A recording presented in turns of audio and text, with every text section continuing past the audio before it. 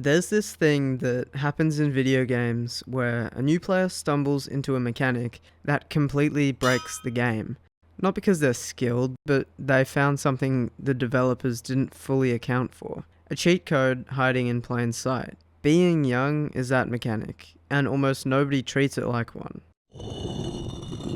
Every adult in your life has at some point looked at you and said some version of the same thing. You're young, you've got time. And it sounds like a compliment, but it never really feels like one. Because the way they say it, it sounds less like you have an advantage and more like you don't count yet. Like being young is a waiting room, a holding pattern before your actual life begins. Something to get through rather than something to actually be in. I want to push back on that. Not with some motivational speech about how you can do anything. That's not what this is. This is about the specific, structural, genuinely real reasons why being our age is not necessarily a disadvantage, and why most adults, if they're being honest, would trade places with you in a second. Here's what actually happens when you become an adult. And I don't mean the fun parts, I mean the actual reality of it. You get a job, the job pays for rent. Rent locks you in a city, or at least a location. The location shapes which jobs you can take, which people you meet, and which opportunities you can say yes to. You get a few years in, and you've built a life that's genuinely hard to dismantle, not because you're trapped, but because every piece of it is load-bearing. Pull one thing out, and several others become unstable. Add a mortgage, a relationship, dependence, and the cost of a wrong decision just doesn't affect you anymore. It affects everyone attached to you. Now, I'm not saying that's bad. Most of the people living that life choose it and genuinely want it. But the point is, the window where you can make a decision that costs almost nothing, where you can try something, fail completely, pivot in an entirely different direction, and have none of it permanently affect your financial situation, your housing, your family, that window is right now. You're in it. The word for what you actually have right now is optionality. It means the ability to choose between multiple decisions without having already committed to one. Optionality is genuinely valuable. In investing, people pay real money for it. In life, most adults spend years quietly mourning the loss of it. Not in a dramatic way, just in the small moments where they think, I wonder what would have happened if I'd gone in a different direction back then. You don't have to wonder yet. You haven't gone in a direction yet, not really, not in a way that's locked in. You can be interested in 6 different things simultaneously, and none of them cancel each other out. You could start a YouTube channel, go to the gym, teach yourself to code, get into photography, and have work at a part-time job. And none of those have to be the final answer. You're building surface area, finding out what actually sticks. That's not being unfocused. That's using optionality intelligently, which, by the way, is exactly what most startup investors advise founders to do in the early days of a company. Stay broad, commit lightly, double down only once you know what's working. This is the one I think about a lot. Right now, the cost of failure is almost nothing. If I start a YouTube channel and it completely flops, which it still might, what do I actually lose? Some time, some energy, a bit of pride maybe, but that's really it. There's no financial hit, no career consequence, and no family depending on the outcome. I can just stop and try something else, or alternatively, keep going. Compare that to somebody doing the same thing at 35 with a mortgage and a kid and a job that they can't afford to leave.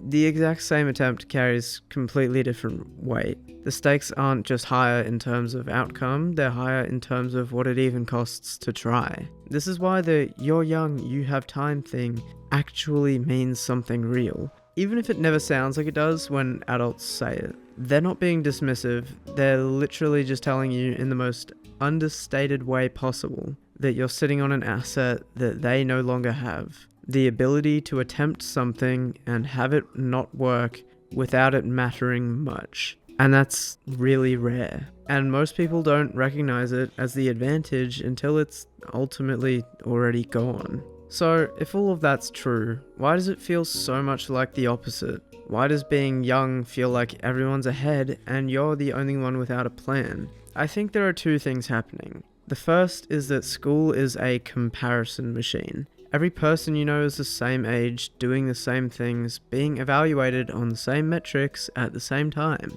So differences feel enormous even when they're trivial. Someone knowing what subject they want to study, or having a part-time job, or seeming more confident, it reads as them being ahead, even though none of it actually is. The second thing is social media, which compresses time in a specific way. You see someone's outcome, the finished product, the result, the after, without the years of invisible work underneath it. A creator with 100,000 subscribers doesn't show you the 18 months of 3-view videos that came before it. You just see where they ended up, and your brain quietly files that as the baseline you're supposed to be at. Neither of those things reflects reality. They both make the window you're in feel smaller and more urgent than it actually is. Here's something nobody frames this way, but I think it's the most concrete version of the advantage. Every skill you build right now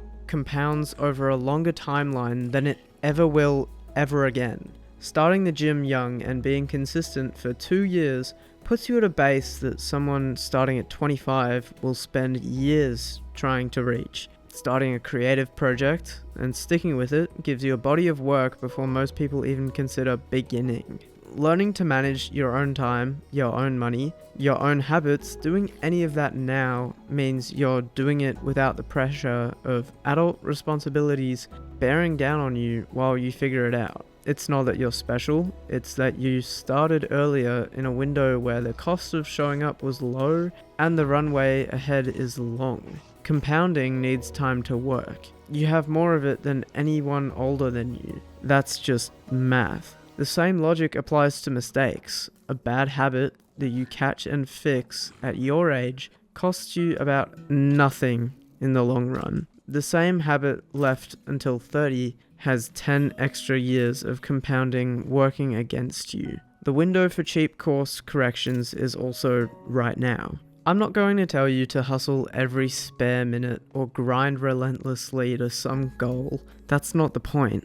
And honestly, I think that advice is overrated for people our age specifically. The point is simpler. Don't close doors early. Don't decide you're not a person who does something before you've actually tried it. Don't let the comparison machine convince you that someone else seems to have a direction you need one right now too. Use the optionality. Be interested in things without needing them to be the final answer. Let yourself try things badly. Be a beginner at stuff publicly. The only people who find this embarrassing later are the ones who never did it at all. Because here's the honest version of what being young actually is, stripped of all the waiting room framing adults accidentally give it. It's the only time in your life where the ratio of risk to reward on almost any attempt tilts this heavily in your favor. Low cost to start, long runway if it works, cheap lessons if it doesn't. That's not nothing, that's literally everything. I'm not saying being young is easy. It's not. There's a specific kind of pressure that comes with this age that I don't think adults fully remember. The feeling of being expected to perform certainty that you frankly don't have in a building full of people that are all pretending they have it too.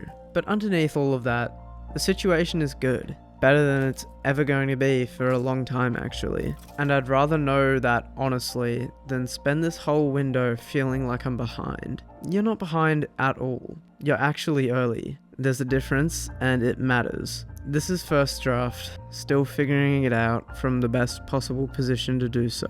I'll see you in the next one.